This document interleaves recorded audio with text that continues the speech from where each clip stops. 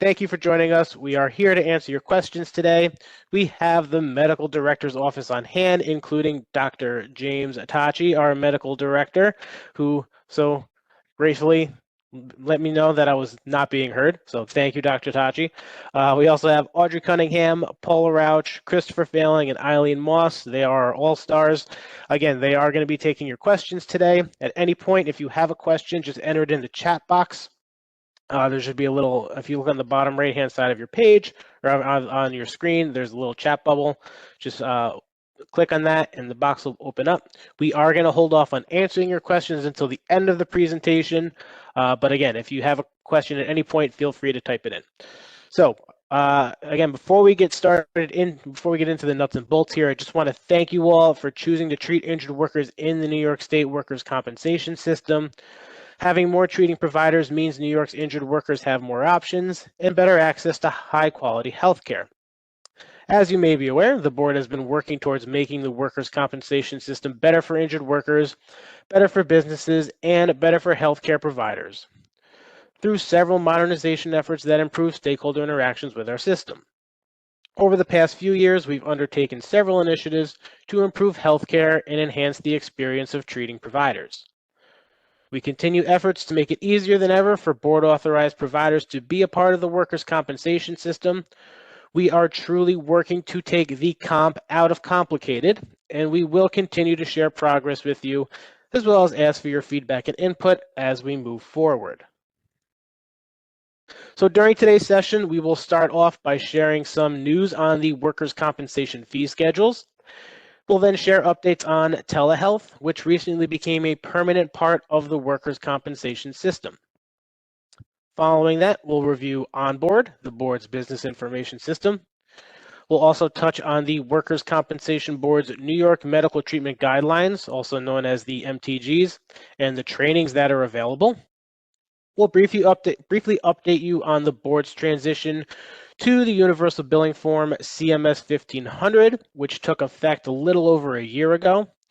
And then we will remind you about some things you need to be aware of regarding workers' compensation in COVID-19. At the end, we will share some helpful resources to you and all of these topics as well as others. And then again, at the end, we will leave time at the end of the presentation for your questions or any feedback you may have. So we'd like to start by letting you know that the board plans on updating the New York State workers' compensation medical and dental fee schedules within the coming months. Please stay tuned for updates.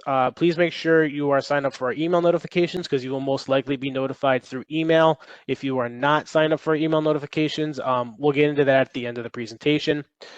But just to review, the board implemented new fee schedules with higher reimbursement rates for all provider types, as well as additional increases for certain specialty provider groups. So for example, recognizing the need for more behavioral health providers, the board implemented a 20% increase for designated behavioral health services. More information on the current fee schedules is available on the provider section of the board's website at wcb.ny.gov. Back in July, telehealth became a permanent part of the New York State workers' compensation system following the adoption of a regulation that was many months in the making, with several iterations of public comments. And we are very happy to now have this in place. Let me briefly share how we got here and what it means. In New York State, telemedicine was an option before COVID-19, but it was limited to phone calls to discuss test results in lieu of an in-person visit and within a finite time window. During the pandemic, emergency telehealth regulations significantly increased the permissible uses of telehealth on a temporary basis to ensure continuity and access to care. Emergency regulations were extended multiple times. A 2021 study by the Workers' Compensation Research Institute found that telemedicine was changing the way healthcare is delivered on a national level. As of the first quarter of 2021, use of telemedicine for evaluation and management services was still higher than prior to the pandemic.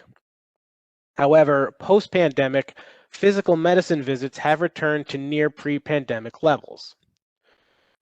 costs for services that were delivered both via telemedicine and in person were generally similar. The number of visits per patient when telemedicine was present, relative to only in-person care, was larger when follow-up visits were a mix of telemedicine and in-person services, and they were smaller when all follow-up visits were delivered exclusively via telemedicine. The board's permanent telehealth regulations have gone through several iterations with extensive stakeholder input, and the new permanent telehealth regulations took effect on July 11th, 2023, following the expiration of the last set of emergency regulations. Now let's dive in on some of the details surrounding this new permanent telehealth regulation. The newly enacted New York State regulation states that telehealth appointments may be performed by physicians, podiatrists, psychologists, nurse practitioners, physician assistants, and licensed clinical social workers through two-way audio-visual or audio-only communications. The provider must also be available for an in-person visit within a reasonable time frame or travel time if necessary. An in-person visit may be required, as may be specified in the medical treatment guidelines, or based on the clinical age or stage of the condition as follows. For MDs, DOs, DPMs, NPs, and PAs, it would be for the initial visit, every third visit, whether acute or subacute, every 3 months if chronic but not at MMI, or annually if chronic and at MMI. For psychologists and licensed clinical social workers, telehealth should be permitted for the first and subsequent visits, including group therapy, irrespective of clinical stage of the condition. Remote behavioral health visits should be limited to situations when there is no benefit to in-person services versus remote services, or when an in-person office visit poses an undue risk or hardship on the patient. The reason for the use of the remote telehealth visit should be documented with each use of a telehealth visit. Treatment may not be rendered via telehealth for chiropractors, acupuncturists, physical therapists, or occupational therapists. Telehealth appointments that have been scheduled prior to the effective date of this new permanent regulation do not need to be changed to in-person visits in order to conform to this regulation, and the use of telehealth should not be the sole basis for challenging the results of such visits. However, any appointments scheduled after the July 11th, 2023 effective date must conform with this regulation. The regulations also delineate various clinical scenarios that indicate an in-person exam may not be necessary, such as routine follow-up appointments after a comprehensive initial in-person exam has already been conducted, or to discuss test results and/or counsel on clinical opinions. And when an in-person exam is necessary, such as to perform procedures, emergencies, eye conditions, nuanced or complex issues, etc., or when an in-person physical exam might reasonably impact the accuracy, quality, or certainty of the assessment, treatment, or recommendations. Some scenarios do require an in-person visit. They include, but are not necessarily limited to, urine drug testing, appointments to determine permanency, impairment, or disability, initiation of a chronic medication, or if the patient lacks the technology, capacity, or the desire for a telehealth visit. We are frequently asked whether independent medical exams, known as IMEs, can be performed via telehealth. It should first be noted that technically IMEs are not considered treatment. With respect to performing IMEs remotely or virtually, this is permissible if all of the parties agree and as long as the IME is not being performed to determine permanency or permanent impairment. As mentioned, these regulations went through several iterations, incorporating extensive stakeholder input, and we do believe that the newly enacted regulation strikes an excellent balance of that input. One thing to note any telehealth appointments that were scheduled prior to the effective date of this new permanent regulation, they do not need to be changed to in-person visits in order to conform to the regulation. However, like I said, any appointments scheduled after the enactment date, July 11th of 2023, they do have to conform to the regulation. All right, moving on to onboard. As mentioned earlier, the board is working towards making it easier than ever for board-authorized providers to be part of the workers' compensation system. So we are very pleased that the first phase of our new business information system onboard, one of the largest modernization efforts at the board to date, has been fully live now for probably, I think, about almost a year and a half now, a little over a year and a half. Since its launch, more than 1 million PARs have successfully flowed through the system. Today, healthcare providers and insurers are using Onboard to request and review prior authorization requests for medication, durable medical equipment, and treatment or testing, and we have hundreds of these PARs successfully flowing through the system each day. To date, nearly 52,000 healthcare providers have registered for Onboard, with more than 37,000 delegates being added. Since Onboard launched on March 7th of 2022, more than 1 million PARs have been filed online. 100% of medication, behavioral health, and DME PARs are resolved within 3 days, and most other PARs are resolved within approximately 30 days, give or take a few. Approximately 95% of these are resolved at a level 1 or level 2 stage of review, meaning without escalation. Over the course of the year, the board has made more than 45 system enhancements in direct response to feedback from healthcare providers and other users. We always appreciate any feedback you can give us on Onboard and how we can make it better, so thank you for that. So again, we have reached the 1 million mark for PAR submissions, and I just want to give you a quick breakdown of all the PARs that have been submitted in Onboard to this point. We do want to note the submission of MTG confirmation PARs is completely optional for healthcare providers. Treatment for a given condition that a provider knows to be specifically recommended by the New York Medical Treatment Guidelines is pre-authorized and does not require a confirmation PAR, except for those relatively few special services for which a special services PAR is always required. So how has Onboard made workers' comp better for providers? There are several benefits, including the following. Onboard provides increased accuracy, paperless transactions, and a user-friendly interface for interacting with insurers and the board. Healthcare providers can now request board action on unpaid medical bills through submission of a request for decision on unpaid medical bills, which is Form HP 1.0, to ensure accuracy and timely receipt. Electronic submission of PARs for treatment, medication and DME, PARs for complicated and or invasive medical procedures, known as the Special Services PAR, may also be submitted. Onboard eliminates the confusion on which forms to use, and all submissions are automatically routed to the correct party with a time and date stamp. So there's no longer any issues with fax numbers or wrong fax number scenarios, things like that. Again, we do want to note the new DME fee schedule, which became effective with the launch of Onboard Limited Release. Within Onboard, providers have the ability to assign delegates to help you work within the system. Assigning delegates, such as your office support staff, can assist you by drafting PARs, which must be reviewed and submitted by the healthcare provider. You can also monitor provider Onboard Limited Release dashboards for the insurer responses to PARs.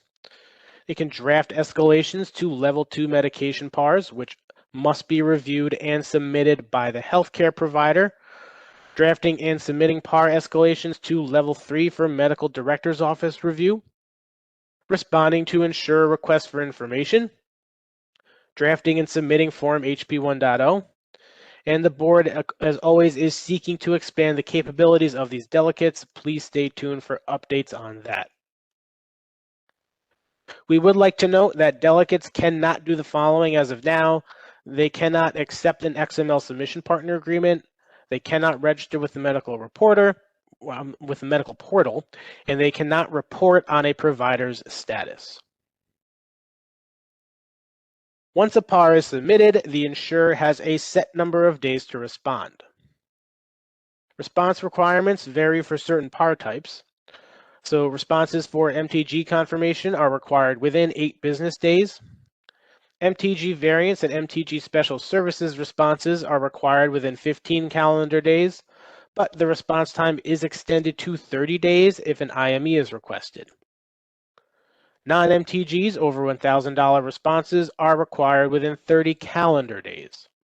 Non-MTG under or equal to $1,000 responses are required within 8 business days. And medical and durable medical equipment responses are due within 4 calendar days. Of note, for medication and behavioral health PARs requiring level 3 review by the MDO, the overwhelming majority are resolved within 1 to 2 business days, and all are resolved within 3 business days. Please note, however, there is some variation on response times with weekends and holidays. You can visit the website at wcb.ny.gov/onboard/providers, and you can see the PAR review section in the Overview tab. You can also view this chart on the provider overview page at wcb.ny.gov/onboard. We are often asked how providers can expedite the PAR process. So here are a few helpful tips to receive timely responses to your PARs. Submit the correct PAR type. Submit supporting documentation, which includes any relevant diagnostic imaging and/or testing reports with the original PAR submission, and do not merely refer to the medical record. Use the MTG lookup tool, which is located in the medical portal, or you can search or cut and paste your MTG reference for the requested clinical intervention and include a copy of the result with your PAR. You can check or have your delegate check the onboard limited release dashboard regularly for insurer responses and request level 2 and level 3 reviews in a timely manner. Also, please respond timely with additional information when the carrier initiates a request for further information in the system.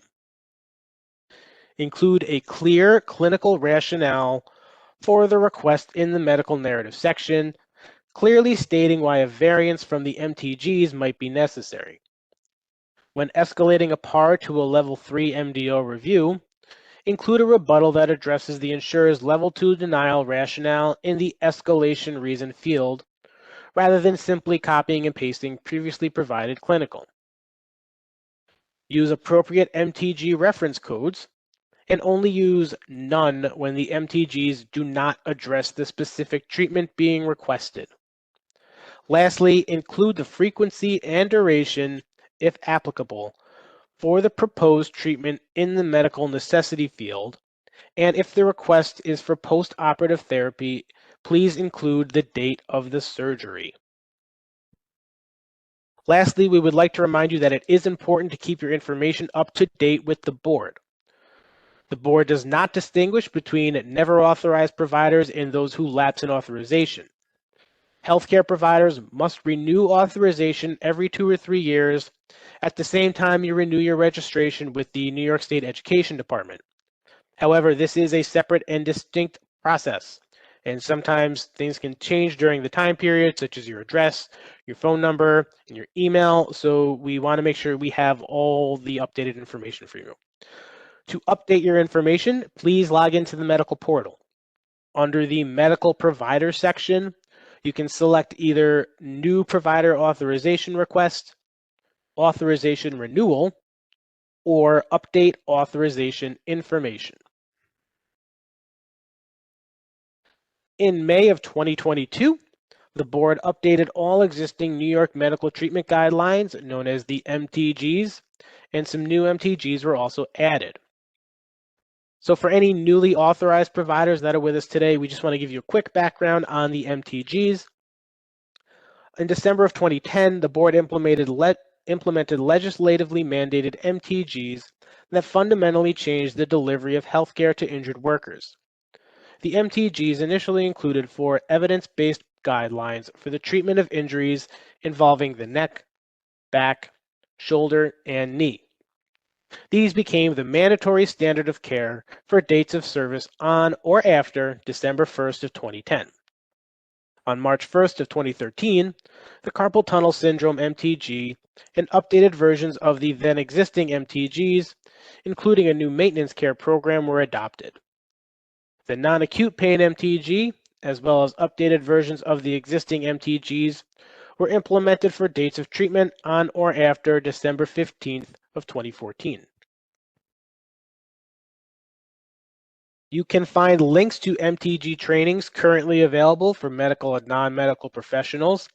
We are pleased to announce that the CME trainings are once again available for credit. I know we went for a time where we had to take those offline.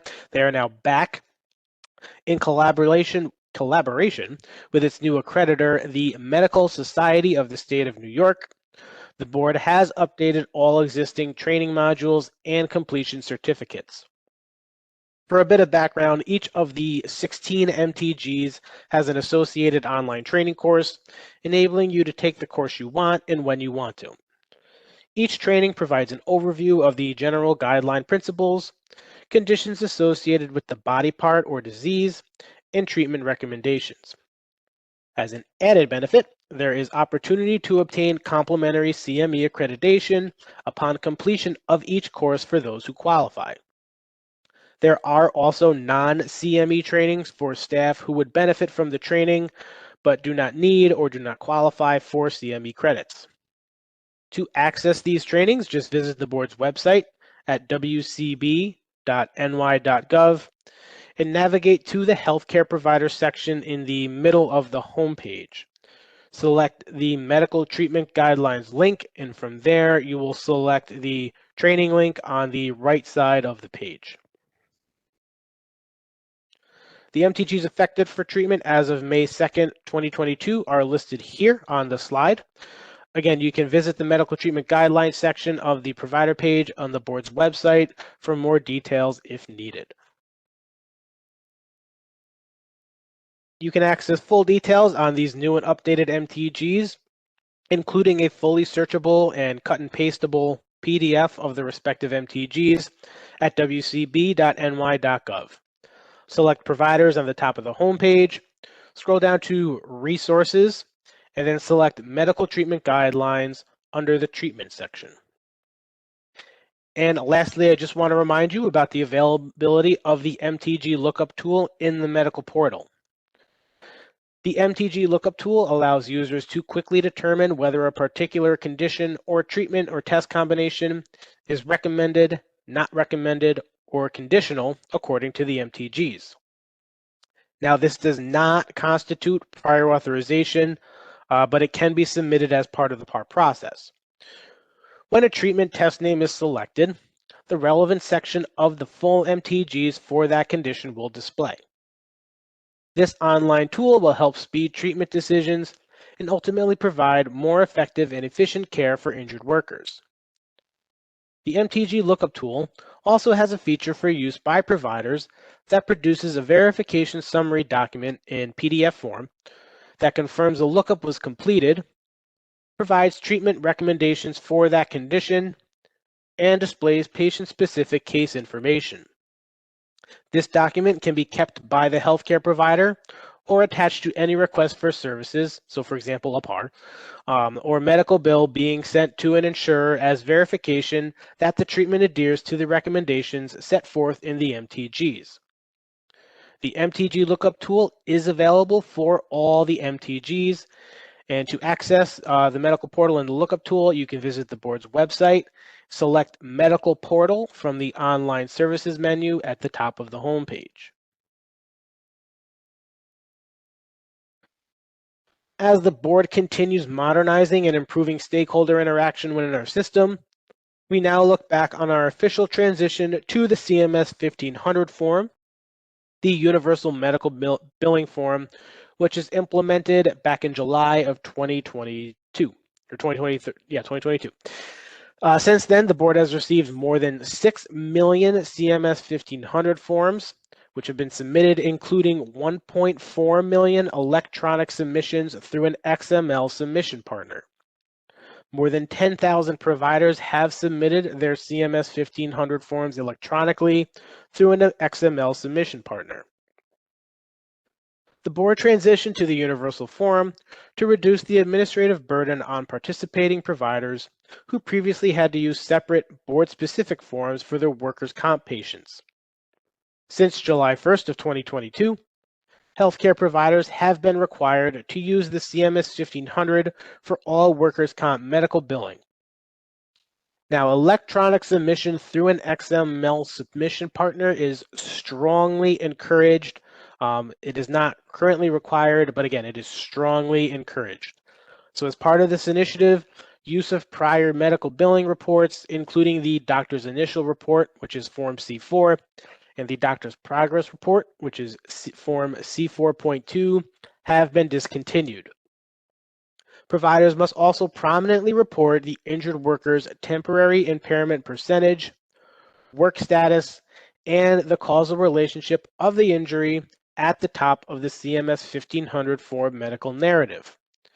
One thing to note is that provider types who are not permitted to opine on causal relationship or level of impairment are not required to submit this information.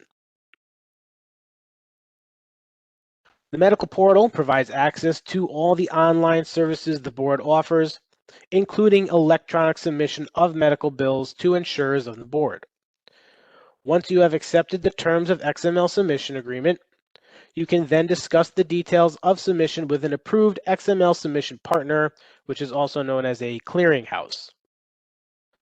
After logging into the medical portal, providers who have not already signed up for XML submission of the CMS 1500 will see a link for agreement for XML submission of CMS 1500 under the billing section. Select the link and select the I accept button. The provider's name will be added to the listing of providers authorized to submit XML data, which is updated daily. Once it's accepted, the link will no longer appear when you sign in. Now we'd like to take a minute to highlight the many benefits of electronic submission, which again, we strongly encourage. And the reasons we strongly encourage this is because, first and foremost, providers will typically get paid quicker. When providers submit CMS 1500 forms electronically, the XML submission partner will then submit it to the insurer and the board. Providers will have confirmation within 7 days that their bill was accepted or rejected by the insurer. With acknowledgement of receipt from the insurer, the provider is aware that they should not resubmit the bill. Technical errors are identified quickly, so they may be corrected and resubmitted instead of waiting for the insurer to deny the bill. And lastly, as previously mentioned, submitting electronically makes the billing process much easier for you. When the medical narrative template is used, providers must attach a narrative report with clinic visit history, examination findings, including the history of the injury or illness, any objective findings based on the clinical evaluation, the diagnosis and assessment of the patient, and the plan of care. Noting here, there really is no difference. This is no different than the minimum standard of care requirements for documentation of any clinical encounter, whether it be workers' comp or non-workers' comp. The board has developed a medical narrative report template that can be used to create the medical narrative report that accompanies most provider submissions of the CMS 1500 form. The template includes the 3 elements to include with narratives: the patient's work status, the causal relationship of the injury or illness to the patient's work activities, and temporary impairment percentage. It is imperative for both providers who are expected to do so to include these three elements to ensure workers receive the treatment and indemnity benefits they are entitled to, and for prompt payment to the provider. A medical narrative report may be found legally defective if these elements are missing.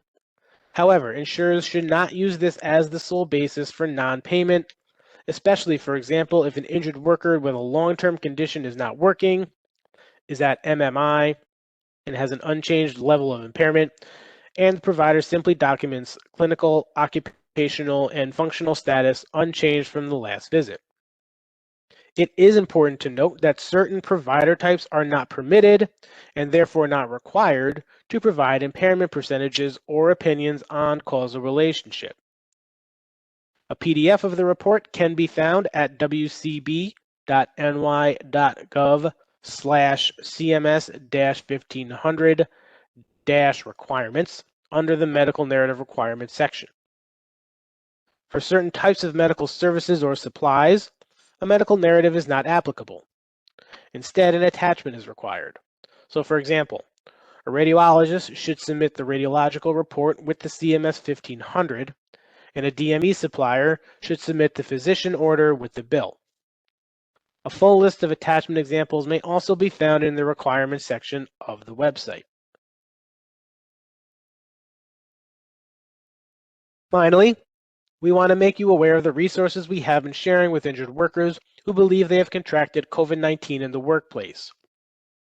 While certainly the incidence of new COVID-19 cases are on the decline, there do continue to be COVID-19 claims coming through, and the information we have is still important to share. The board strongly encourages workers to file a claim if they believe they contracted COVID-19 at work. However, the insurance carrier must notify the board of the incident. Workers have 2 years from the onset of an illness to file a claim, and a positive PCR test is required. We do want to note the board has been holding free webinars to the public on this topic. We are actually having one on Monday, October 23rd. Again, it's free. You don't even have to register. If you go to the webinar section on the board's website, you'll see it listed. You can just click join webinar on the day of the webinar. Again, that's going to be Monday, October 23rd at noon, if you want to put that in your calendar. We offer these webinars to the public to make sure they're aware. So if you have any questions, please feel free to join us on that webinar as well. All right, before we wrap up, we want to give you some more information here on some resources and where to find anything provider related with the board. So as we do continue to work on implementing improvements for healthcare providers, we're committed to increase communication with providers, such as this webinar and other targeted emails. The board has also created a special webpage dedicated to sharing timely updates on various board initiatives with a healthcare provider focus. Visit the board's website at wcb.ny.gov. Select the Provider Updates quick link on the provider page. We're also committed to regular engagement regarding onboard. As primary users of the new system, your input and engagement in this project is very important. For more information on onboard, visit wcb.ny.gov/onboard. Resources include a walkthrough of the registration process, video tutorials, and recorded presentations for providers. For more information on CMS 1500, including a list of XML submission partners and discontinued forms, please visit wcb.ny.gov/CMS-1500. We also have a dedicated mailbox to answer all questions on the CMS 1500 initiative, and that email address is cms1500@wcb.ny.gov. If you have provider-specific questions, you can call the helpline at 800-781-2362, or you can email the medical director's office at mdo@wcb.ny.gov. You can also find the latest provider updates on the board's website. Just visit wcb.ny.gov and select the Provider Updates quick link on the provider page. You can stay informed by subscribing to get board notifications straight to your inbox at wcb.ny.gov. select Get WCB Notifications on the bottom of the homepage. You get to choose the topics you'd like to subscribe to. We will not inundate you. We promise we only send you relevant information, such as information about the new medical fee schedules when they're announced. So again, if you're not already signed up for email updates from the board, please do so. You can also follow the board on X, formerly known as Twitter, Facebook, Instagram, and YouTube for board news, project updates, trainings, and more. I want to quickly point out that YouTube page has dozens upon dozens of previously recorded webinars, and not only for providers, but for all other topics as well. This presentation will be updated and put on our YouTube page, so please be sure you are looking out for that if you need a refresher here. We will also be providing you with a copy of the slide deck. Again, we'll email everyone when those are ready, so please sign up for email notifications if you have not already. All right, so thank you for attending this presentation. We are now going to take the rest of the time to answer any questions you may have. Again, if you have a question, feel free to put it in the chat box. Our subject matter experts are going to take a look and answer as many of your questions as they can. I have their information up on the screen, so if you have a question that did not get answered today, if you think of something after the session ends, feel free to reach out to these guys. I am now going to turn it over to our medical director's office. They've been reviewing your questions, so I'm going to hand it over to them now, and they're going to answer your questions. Thank you. Thanks, Adam. Sorry, Paul. This is Jim Tachi, the medical director, and my team and I from the MDO have been reviewing your questions while Adam was giving the presentation. And so we've already looked at some, so we'll jump right into our answers. I'll jump in first since I'm on the line, and I might just do a few questions that I'm going to answer, not in the particular order that they came in, but because I've got the mic right now. The first is a relatively simple one, and that has to do, a couple people asked about the availability of the slides. And I will tell you that typically Adam and the communications team will put a tape of this presentation on our website. I think Adam mentioned that. And then they will also make the slides themselves available as well. So I know it's difficult to keep up some time and to take notes, etc. So both the presentations and the slides are typically made available after the presentation. Since this slide is being shared now, I'll address another question that asked basically what's the preferred method of communication to the medical director's office and to the board. And most of, because we were talking about provider issues today, most of the issues that we talked about dealt with issues that are handled by the medical director's office.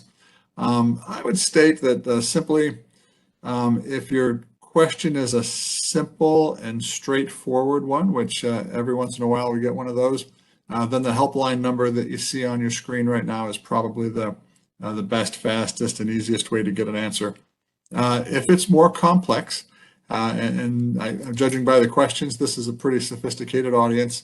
If the question is more complicated, your best bet would be to put the details of the question into an email. Email it to our general email address that's listed here, mdo@wcb.ny.gov. Someone will then triage it to the appropriate unit within the medical director's office or another unit in the board if necessary. And we'll get back to you typically pretty quickly, typically the same day. So those are the two best ways to contact us. And again, easy questions to the phone number, more difficult questions send in via email. There was more of a comment than a question, and that had to do with RFIs or requests for informations. And we were just asked to remind everybody to respond to carriers' request for information in the onboard system, because that is a good way for the carriers asking the provider who's requested a PAR for more information related to the PAR. And that's a good way to communicate and resolve those issues quickly without the carrier having to deny the PAR for lack of required information, which just then delays the whole process for everybody. So you will likely have a higher percentage of those PARs granted and resolved in a shorter time frame if you do respond to those RFIs or requests for information. And then finally, I think the last question in the queue that I was going to handle, and I'll pass it off to the rest of my team after that. There was a question that basically said, have we seen a high percentage of payment denials for telehealth services provided? And this was specific to the psychology setting. And I would say candidly, we have not seen that. So a few things, as Adam mentioned earlier during the telehealth slides, for visits that were scheduled via telehealth or for telehealth prior to the finalization of the regulation, those could be kept as telehealth, irrespective of the specific nuances of the new regulation. For any visits that were scheduled after the new regulation went into effect, those have to follow the regulation.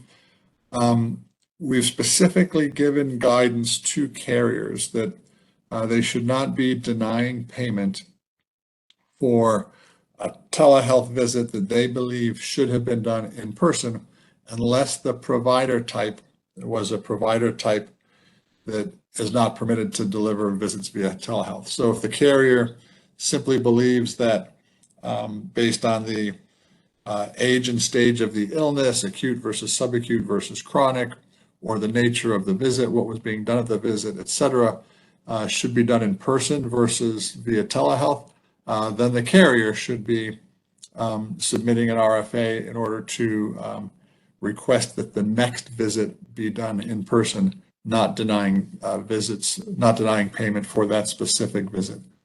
So again, to long-winded answer to your question, we have not seen denied payments for telehealth visits by virtue of the fact that they were done via telehealth and the carrier didn't think so.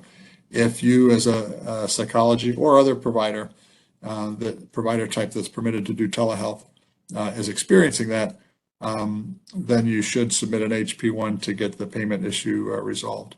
And with that, those were the questions that on first pass that I volunteered to answer, and I'll turn it over to the rest of the MDO team. Thanks, Dr. Tachi. Good afternoon, everybody. This is Paula Rausch. I'm one of the nurses in the medical director's office. One of the questions is asking for clarification on the place of service code 10 and place of service code 2, and whether or not this is available for all provider types and visit types for telehealth. So place of service code 10 should be used when the services are rendered to the patient while they're in their home. Place of service code 2 should be used when the services are rendered to the patient who is in a healthcare setting that is not their home. And these place of service codes 10 or 2 apply to all provider types that are permitted to render telehealth care, and for both visit types, both audio, video, and audio only. Modifiers would designate the visit type.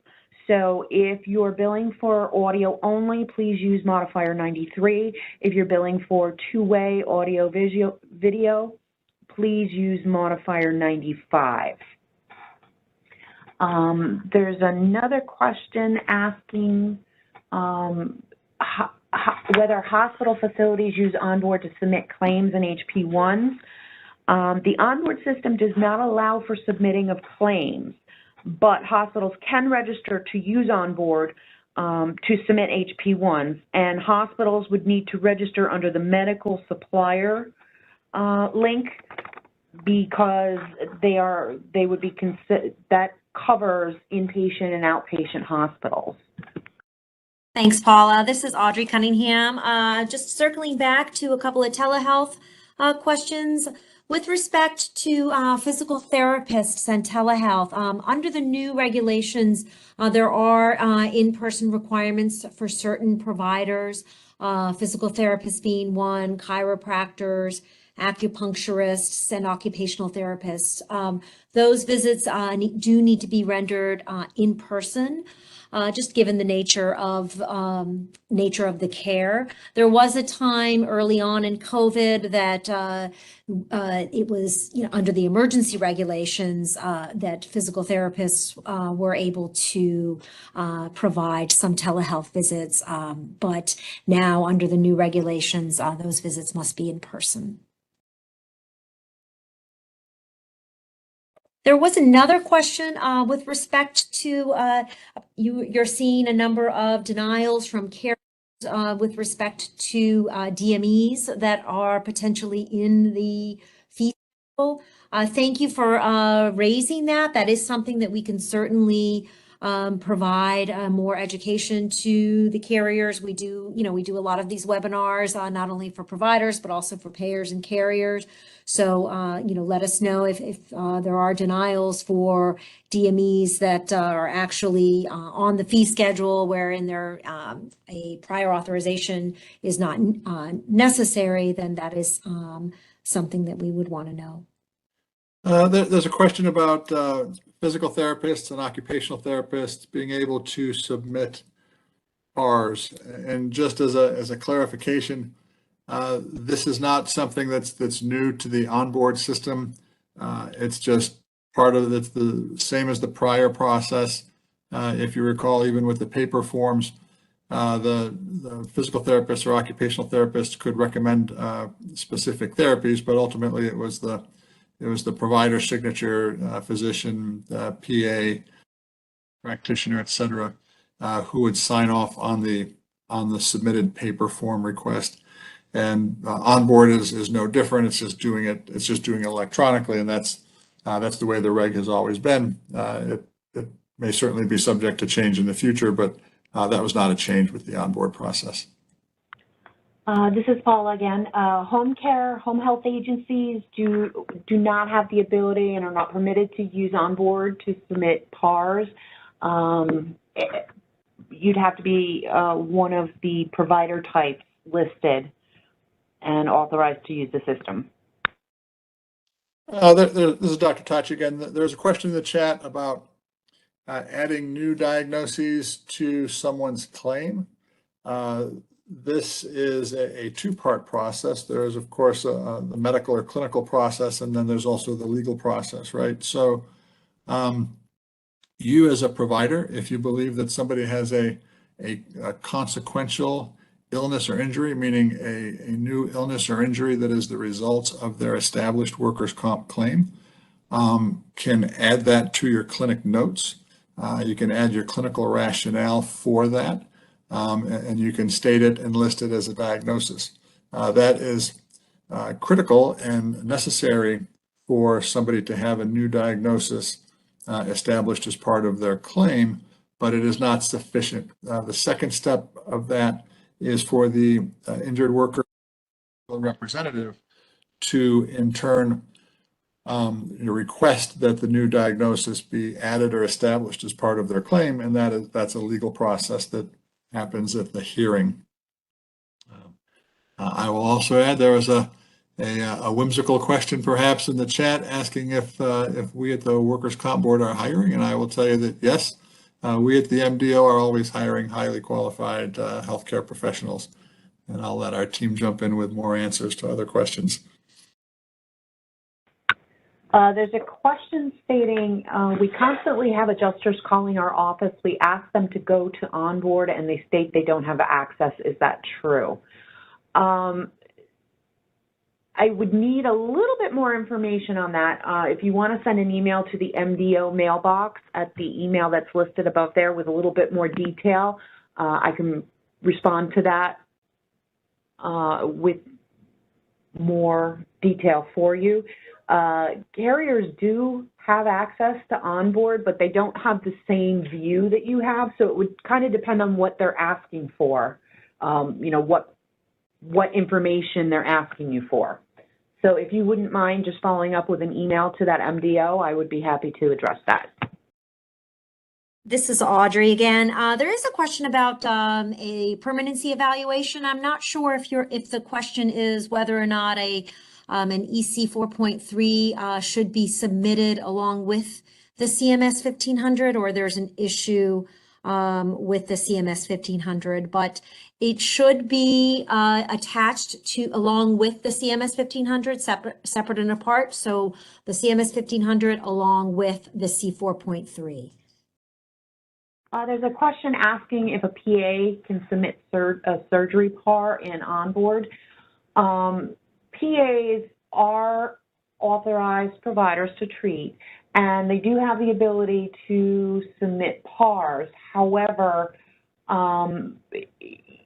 what you need to take into account is that the PAR is specific to the provider who requests it. So if the PA is requesting it, that's in essence saying the PA is doing the surgery. So the surgeon, it should be submitted under the surgeon who's performing the procedure.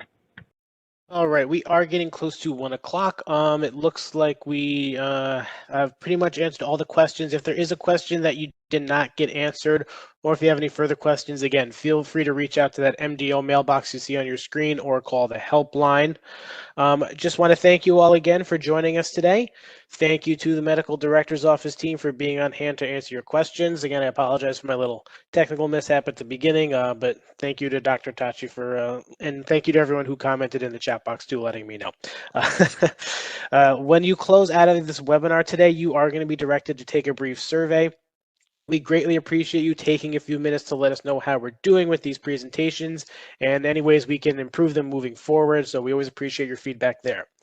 I also want to remind you to sign up to receive workers' compensation news, including information on future webinars, straight to your inbox. To sign up, just go to wcb.ny.gov. Scroll down to the bottom of the homepage and select Get WCB Notifications. Again, you choose the topics you want to subscribe to, and we promise not to inundate you with useless information. We also distribute information via social media, so again, please be sure to follow the board on Facebook, X, Instagram, and YouTube. Again, I want to plug that YouTube page. Lastly, don't forget to visit the provider-specific page on our website, where we regularly share updates on what's new and important for providers to be aware of. Again, just visit wcb.ny.gov and select the Provider Updates quick link on the provider page. Thank you again for joining us, and please enjoy the rest of your afternoon.